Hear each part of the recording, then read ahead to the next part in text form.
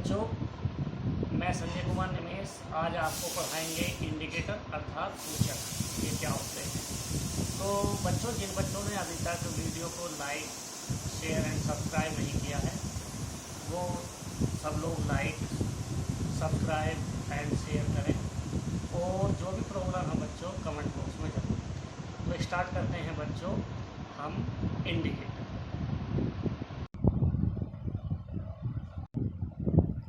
तो बच्चों आज स्टार्ट करते हैं हम सूचक या इंडिकेटर। सूचक या इंडिकेटर किसे कहते हैं उसकी बात करते हैं। वे पदार्थ जिनकी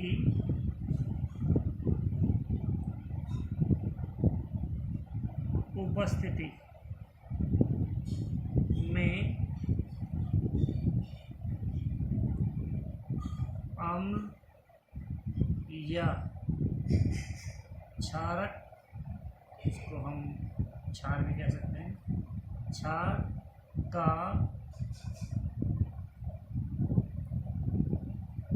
रंग या गंध इसमें इसको कलर या गंध इसमें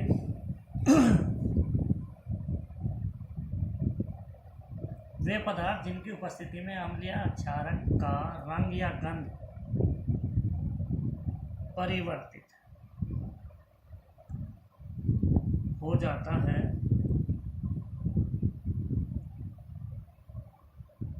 सूचक कहलाते हैं। सूचक कहलाते हैं। तो क्या है बच्चों, ऐसा मैटर पदार्थ जिसको हम मैटर कह रहे हैं, ऐसा मैटर है जिसकी प्रेजेंस या तो हमारी एसिड हो या प्रेजेंस हमारी बेस। उसमें बच्चों या तो एसिड की प्रेजेंस में मैटर पदार्थ या बेस की प्रेजेंस में, या तो उसका चेंज हो जाए या तो उसका हो जाए कलर में चेंज या स्मेल में। एनी मैटर है प्रेजेंस ऑफ एसिड और बेस देन चेंज कलर या स्मेल, तो उसको हम बोलते हैं इंडिकेटर।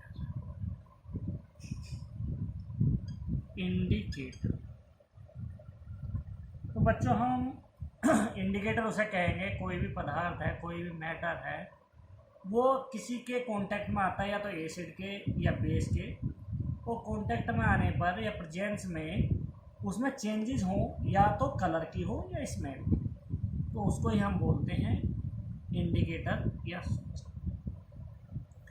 अब ये कितने प्रकार के होते हैं?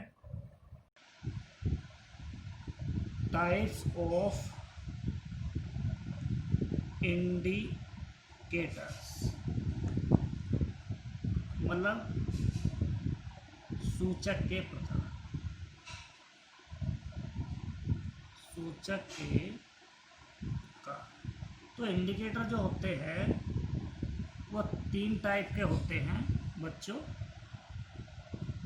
नंबर 1 प्राकृतिक सूचक,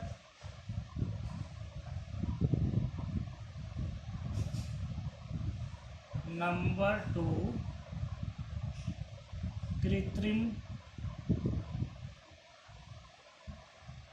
कृत्रिम सूचक, या हम कहेंगे उसको संश्लेषित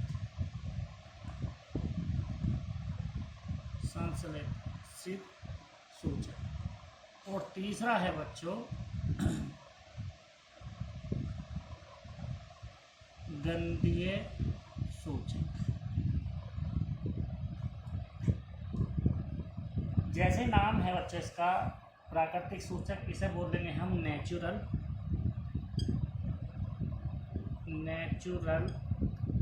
इंडिकेटर। इंडिकेटर कृत्रिम या संश्लित होता है, जो हमारा मनुष्य के द्वारा बनाया जाता है या लेबोरेटरी में केमिकल के द्वारा बनाया जाता है, उसको बोलते हैं हम सिंथेसिस इंडिकेटर। और इसको गणनीय सूचक को बोलते हैं ऑल फैक्ट्री इंडिकेटर। तो बच्चों इनको स्टेप बाय स्टेप हमें समझना है। 3 टाइप के हमारे हैं, और एक तो नेचुरल इंडिकेटर है, सिंथेसिस इंडिकेटर है, और तीसरा ऑल फैक्ट्री इंडिकेटर है। तो बच्चों हम सबसे पहले नेचुरल पढ़ेंगे। हम नंबर 1 हम पढ़ रहे हैं नेचुरल इंडिकेटर।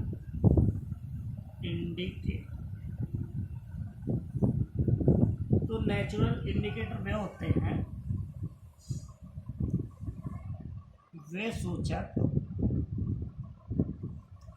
जो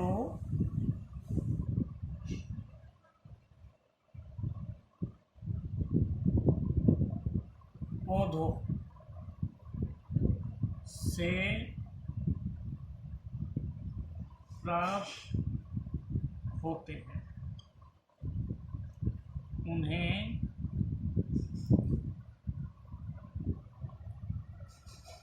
प्राकृतिक सूचक कहते हैं।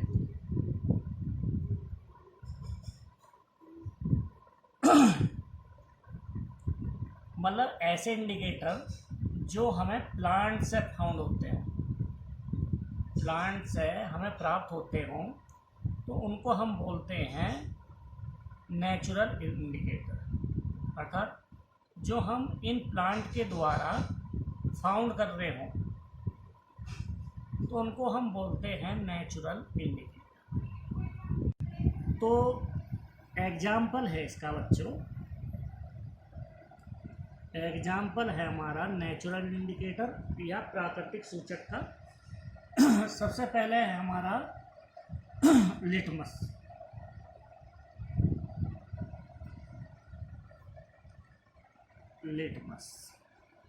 तो लिटमस क्या है बच्चों? लिटमस जो हमारा है, लेबोरेटरी में, लैब में एक लिटमस पेपर मिलेगा, एक पट्टी के रूप में मिलता है। जो ये जो लिटमस है,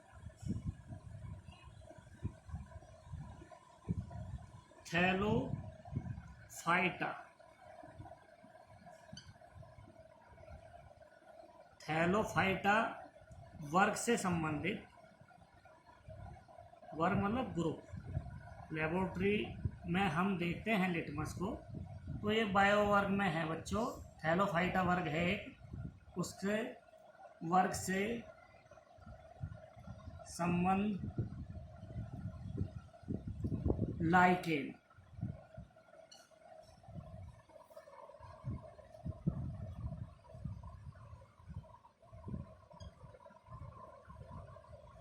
जो गलत लिख दिया मैंने, लाइकेन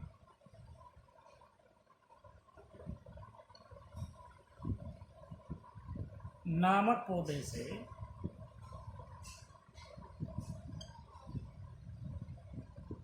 निकाला जाता है, अर्थात प्राप्त होता है।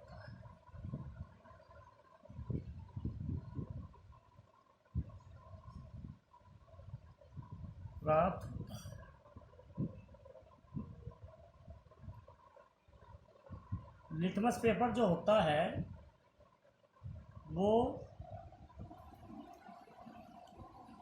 नीले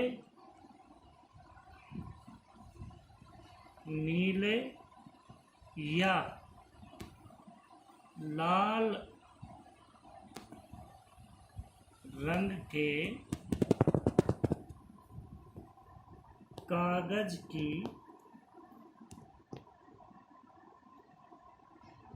पट्टियों के रूप में प्राप्त होता है,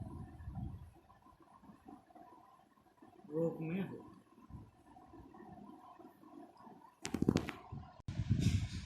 तो बच्चों लिटमस क्या है? एक थैलोफाइटा वर्ग है जिसमें हम लाइकेन है, लाइकेन नामक पौधे से ये प्राप्त होता है। जो लेबोरेटरी में है इस तरह की आपको पट्टी सी मिलेंगी। एक रेड होगा, एक रेड कलर का होगा, एक ब्लू कलर का होगा। लिटमस फिर एक रेड कलर का मिलेगा, एक ब्लू कलर का मिलेगा। तो ये क्या है बच्चों? और दूसरा जो होता है हमारा दूसरा एग्जाम्पल, ये एग्जाम्पल हमारा 1 था प्राकृतिक सूचक का लिटमस, और एग्जाम्पल 2 जो है वो हल्दी, टर्मरिक। तो बच्चों क्या है, ये लिटमस पेपर का क्या इफेक्ट पड़ता है और हल्दी का क्या पड़ रहा है? ये क्या करता है लिटमस पेपर, यदि ये एसिड है बच्चों, एसिड, तो एसिड क्या करता है और फिर हमारा बेस क्या करता है? तो अब हम इनका मेजर करेंगे। यदि हमारा एसिड है तो वो क्या करता है, ब्लू से ब्लू टू रेड कर देता है। हमने लिटमस पेपर लिया है बच्चों, ब्लू पेपर, यदि हम उस पर कोई एसिड डालते हैं, कोई अम्ल डालते हैं, तो ब्लू से रेड में परिवर्तित हो जाता है, अर्थात ब्लू टू रेड कन्वर्ट हो जाता है।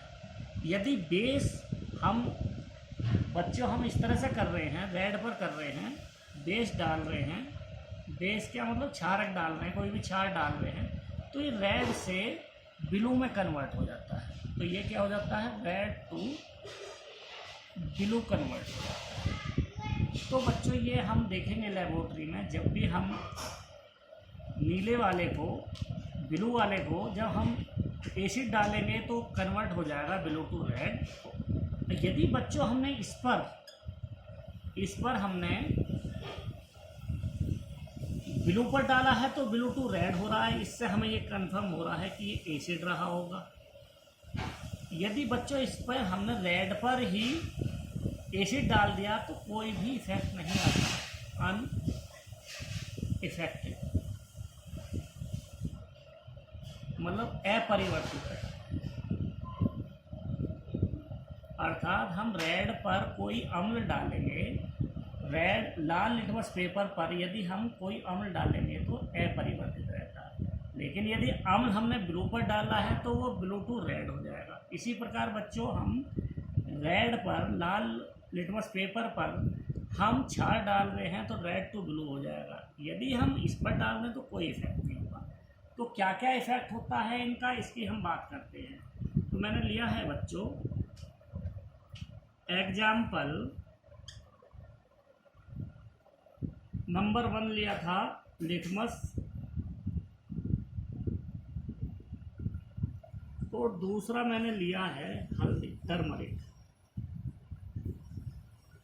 तो जब अम्ल होगा क्या इफेक्ट पड़ेगा इस पर, और क्षारक होगा तो क्या इफेक्ट पड़ेगा। यदि लिटमस पेपर हमारा है उस पर अम्ल डालते हैं तो वो बच्चों ब्लू से रेड में कन्वर्ट हो जाता है। हमने अभी बताया था कि ब्लू से रेड अर्थात लाल रंग का हो जाता है, रेड कलर का हो जाता है। और क्षार में क्या होता था बच्चों, क्षार में क्या होता था, वो रेड टू ब्लू, नीला हो जाता था।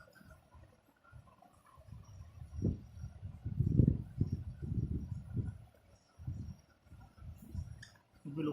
तो हल्दी इस प्रकार की है बच्चों। हल्दी पर यदि हम एसिड डाल रहे हैं तो उस पर कोई इफेक्ट नहीं पड़ता है, जिस कलर का होता है उसी को रखते हैं, पीला पीला रहता है अर्थात येलो। और यदि हम क्षारक पर डाल रहे हैं तो वो लाल हो जाता है। क्षारक कैसे बच्चों,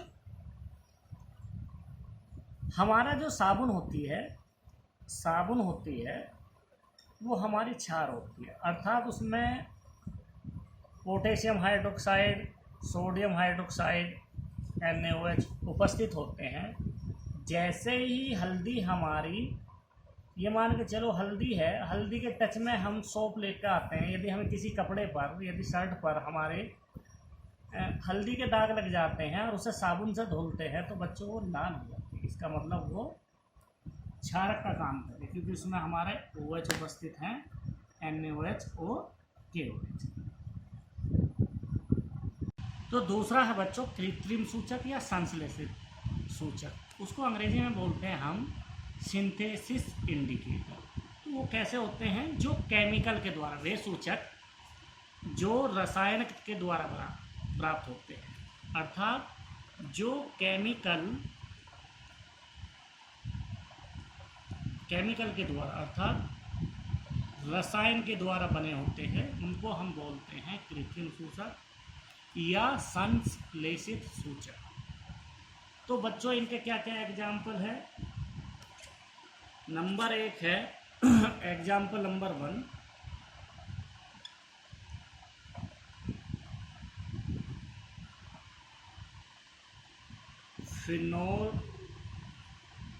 फिनोफ्थेलीन।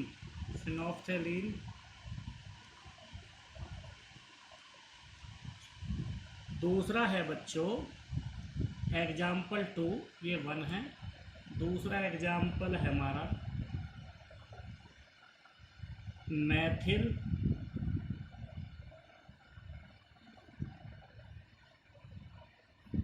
ऑरेंज। एक फिनोफ्थलीन है और दूसरा है मिथाइल ऑरेंज।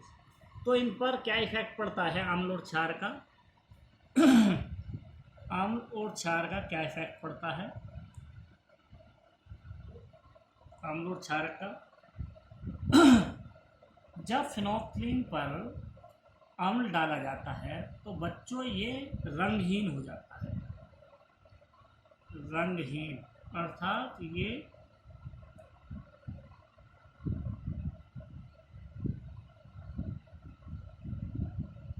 कलरलेस होता है, और क्षारक जो होता है वो गुलाबी होता है बच्चों। क्षार डालने पर गुलाबी अर्थात पिंक हो जाता है। कभी कभी बच्चों ये गुलाबी के स्थान पर बैंगनी भी, हल्का बैंगनी मिलता है, जिसे हम वॉयलेट भी कहते हैं। इसी प्रकार मिथाइल ऑरेंज पर यदि हम अम्ल कॉन्टैक्ट में आता है या अम्ल इस पर डालते हैं तो ये हमें प्राप्त लाल रंग का होता है अर्थात रेड, और जो क्षारक डालते हैं वो प्राप्त होता है बच्चों हमें पीला अर्थात ये। तो कभी कभी एग्जाम्पल आपको इस तरह से बोर्ड में पूछा जाता है इन एग्जाम्पलों को कि 2 कृत्रिम सूचकों के नाम बताइए। तो एक फिनोफ्थलीन है, एक मिथाइल ऑरेंज है। फिर वो पूछता है क्वेश्चन कभी कभी कि जो हमारा अम्ल है फिनोफ्थलीन पर क्या प्रभाव डालता, तो वो कलरलेस अर्थात रंगीन होता है, और क्षारक की उपस्थिति में या तो गुलाबी होगा या बैंगनी। अधिकतर बच्चों 90% गुलाबी मिलता है, बहुत ही रेयर केस है जो 10% हमें वॉयलेट मिलेगा। इसी प्रकार मैथिल ऑरेंज हमारा जो अम्ल की उपस्थिति में आएगा वो रेड हो जाएगा, और क्षारक की उपस्थिति में आएगा तो येलो। जो फिनोफ्थलीन होता है बच्चों, जो फिनोफ्थलीन होता है ये प्रयोग क्या किया जाता है, ये कहाँ प्रयोग या यूज किया जाता है? यूजेस क्या है इसके यहाँ पर? ये किया जाता है दुर्बल अम्ल, जहाँ दुर्बल अम्ल होंगे तथा प्रबल क्षार। तो ये टाइट्रेशन होते हैं प्रबल क्षारक या क्षार, इसको बोलते हैं वीक एसिड हो एंड स्ट्रॉन्ग बेस। जहाँ भी ये होगा हम वहाँ पर फिनोफ्थलीन का प्रयोग करते हैं। तो कभी कभी बोर्ड एग्जाम में क्वेश्चन पूछता है कि जहाँ हमारा वीक एसिड स्ट्रॉन्ग बेस होता है तो कौन सा हमारा इंडिकेटर यूज किया जाता है? तो बच्चों वहाँ पर इंडिकेटर फिनोफ्थलीन यूज किया जाता है, अर्थात वो दुर्बल अम्ल तथा प्रबल क्षारक में कौन सा इंडिकेटर या सूचक प्रयोग होता है, तो वो फिनोल्फ्थालीन होता है। इसी प्रकार मेथिल ऑरेंज का प्रयोग यूजेस, वो कौन से इंडिकेटर की बात कर रहा है, जस्ट इसका अपोजिट हो जाता है बच्चों। परबल तो अम्ल होना चाहिए, परबल अम्ल तथा दुर्बल क्षारक, अर्थात ये स्ट्रॉन्ग एसिड हो, strong acid and weak base. तो ये बच्चों इन पे इम्पोर्टेंट क्वेश्चन आता है बोर्ड में। वो पूछेगा कि परबल अम्ल तथा दुर्बल क्षारक में कौन से सूचक का प्रयोग किया जाता है, तो वो बच्चों है मिथाइल ऑरेंज। इसमें हमारा जो होगा मिथाइल ऑरेंज यूज करेंगे इंडिकेटर बच्चों। इंडिकेटर जो होगा, और हमारा weak acid and strong base में फिनोल्फ्थालीन यूज। तो बच्चों वो पूछ भी सकता है, दो एग्जाम्पल बताइए सिंथेसिस इंडिकेटर के, तो फिनोल्फ्थालीन और मेथिल। अब नेक्स्ट करते हैं बच्चों,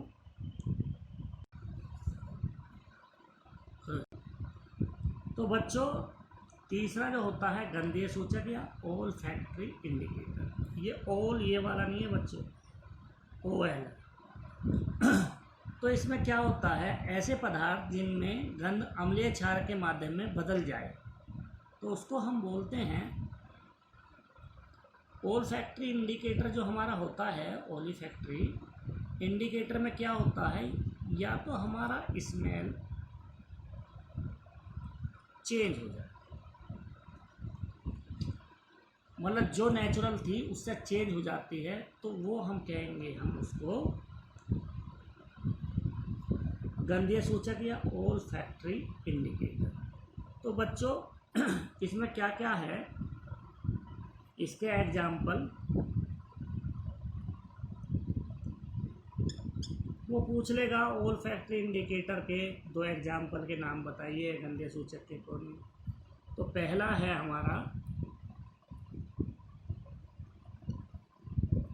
प्याज का रस, दूसरा है बच्चों वेनिला। जो आइसक्रीम खाते हो वो से वेनिला फ्लेवर होता है, तो वही वेनिला है बच्चों। एक होता है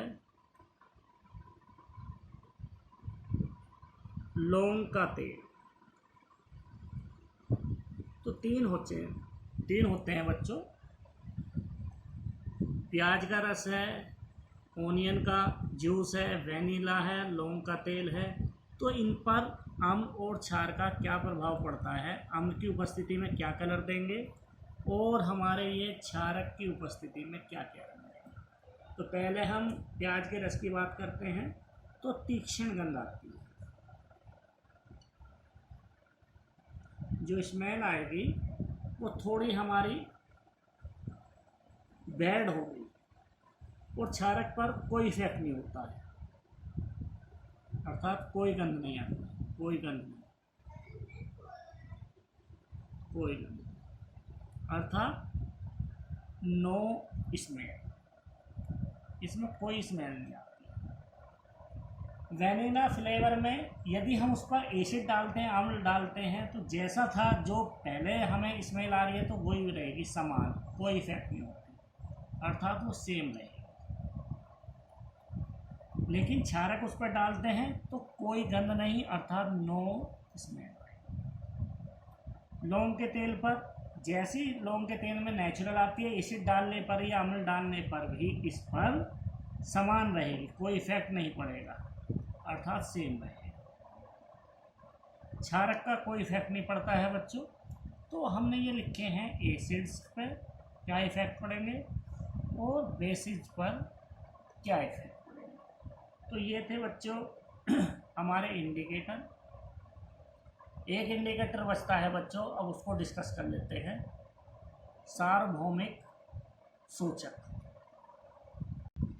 तो बच्चों एक होता है सार्वभौमिक भौमिक सूचक, उसका दूसरा नाम है सार्वत्रिक सूचक, जिसको हम अंग्रेजी में बोलते हैं यूनिवर्सल इंडिकेटर। ये क्या होता है, ये अनेक सूचकों का मिश्रण होता है।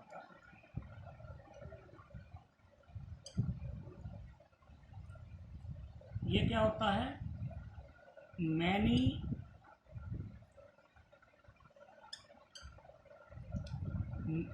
मैनी इंडिकेटर हों तो ये मिक्सचर ऑफ मैनी इंडिकेटर, तो इसको ही हम बोलते हैं यूनिवर्सल इंडिकेटर। तो बच्चों ये क्या करता है, ये हमारा किसी जलीय विलयन में यह सूचक क्या काम करता है, यह सूचक किसी विलयन में अर्थात सॉल्यूशन में हाइड्रोजन आयन की सांद्रता अर्थात कंसंट्रेशन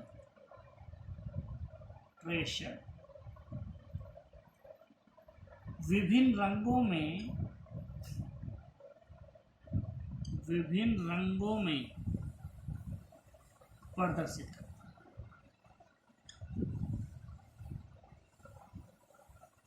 अर्थात शो करता है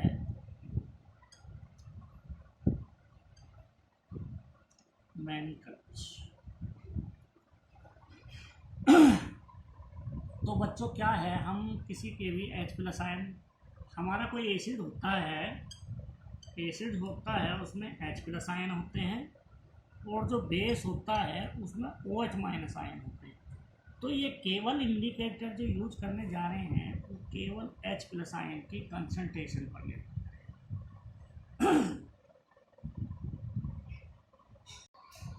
तो यूनिवर्सल जो है इंडिकेटर, यूनिवर्सल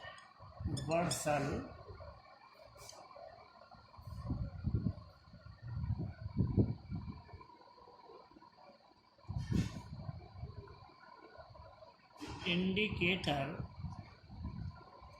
तो यूनिवर्सल इंडिकेटर है मैनी कलर्स ऑफ मिक्सचर।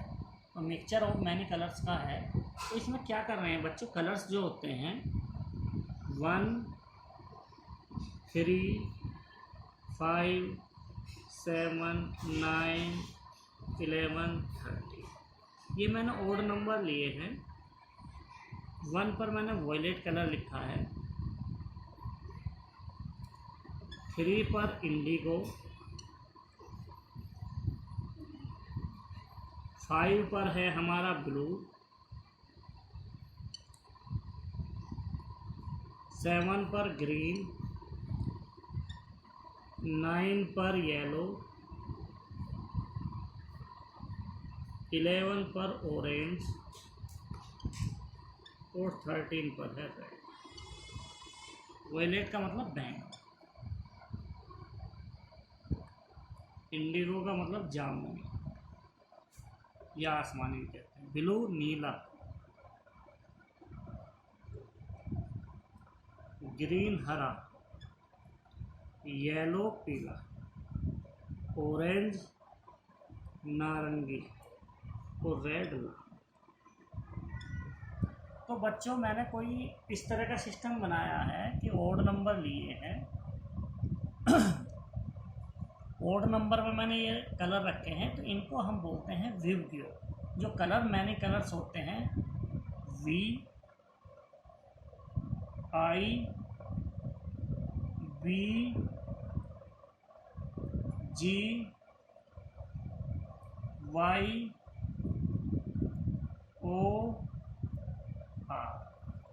तो जो हमारे जो कलर है यूनिवर्सल तो वो विबग्योर में है, जो मैंने लिखा है जैसे ही ये कांटेक्ट में आते हैं यूनिवर्सल इंडिकेटर में, यूनिवर्सल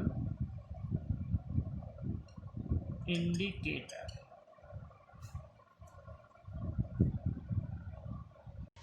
तो बच्चों ये जो यूनिवर्सल इंडिकेटर के टच में आते हैं, तो ये जो ओड नंबर लिए थे हमने 1, 3, 5, 7, 9, 11, 13, तो बच्चों जैसे यूनिवर्सल इंडिकेटर के ये टच में थे, ये जस्ट अपोजिट हो जाते हैं। ये 1 पे हो जाता है रेड, 3 पे हो जाता है ऑरेंज, 5 पे येलो, ये अपोजिट चलते हैं बच्चों, येलो, फिर ग्रीन, ब्लू,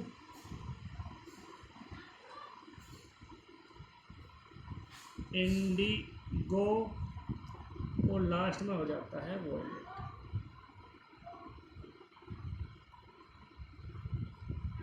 तो बच्चों क्या है हमारा ये सिस्टम, ये हो जाता है इनवर्ट। तो एक हमारा पीएच स्केल है जिसमें इंडिकेटर हमारा जो H+ आयन की कंसंट्रेशन पर निर्भर था, तो कैसे कैसे कंसंट्रेशन यूज हो रही है हमारी, उसकी बात करते हैं। तो एक स्केल होता है हमारा बच्चों, वो 0 से लेकर 14 तक होता है। 0, 1, 2, 3, 4, 5, 6, 7, 8, 9, 10, 11, 12, 13 एंड 14। तो ये बच्चों क्या करता है, ये H+ आयन की कंसंट्रेशन कर रहा है, ये H+ आयन की कंसंट्रेशन रिप्रेजेंट करता है बच्चों।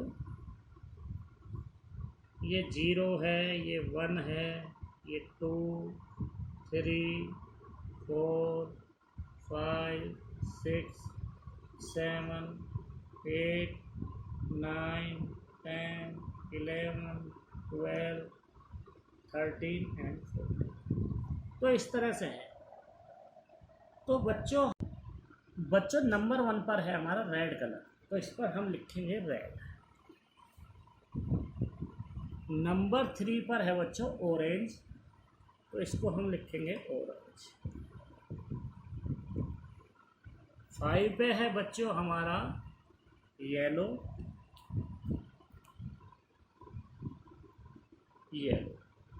7 पे बच्चों है ग्रीन, 9 पे बच्चों है ब्लू, 11 पर है इंडिगो और 13 पे बच्चों है वॉयलेट। ये जो बच्चों होते हैं 7 पे होता है न्यूट्रल,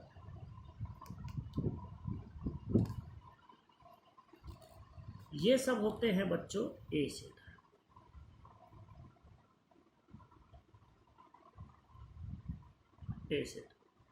और 8 से जो लेकर 14 तक होते हैं ये होते हैं बेस। तो बच्चों जब हमारा कोई H+ आयन की कंसंट्रेशन 7 है, तो वो कलर जो शो करेगा वो ग्रीन करेगा। वो जो ग्रीन शो करेगा। तो बच्चों 7 पर वो ग्रीन शो करेगा। यदि H+ आयन की कंसंट्रेशन 1 आई है तो बच्चों रेड कलर मिलेगा। यदि बच्चों हमारी कंसंट्रेशन 7 से 3 आई है तो कलर हमें ऑरेंज मिलेगा। अर्थात बच्चों जैसे हम 7 से 0 की तरफ बढ़ रहे हैं तो वहाँ पर अम्ल की मात्रा अर्थात H+ आयन की सांद्रता अधिक होगी, तो वो ज़्यादा एसिडिक होगा, ज़्यादा स्ट्रॉन्ग होगा अम्ल, ज़्यादा प्रबल अम्ल होगा। इसी प्रकार 7 से जब हम इस तरफ चलेंगे 14 तक, तो ये हमारा 14 पर स्ट्रॉन्ग बेस होगा और 0 पर जो होगा स्ट्रॉन्ग एसिड। तो इस तरह से बच्चों हमने इंडिकेटर पढ़े हैं। जो भी प्रॉब्लम हो बच्चों, इसमें आप लोग पढ़ो, जो भी प्रॉब्लम हो कमेंट्स बॉक्स में लिखो और वीडियो को लाइक सब्सक्राइब करना ना भूलें बच्चों।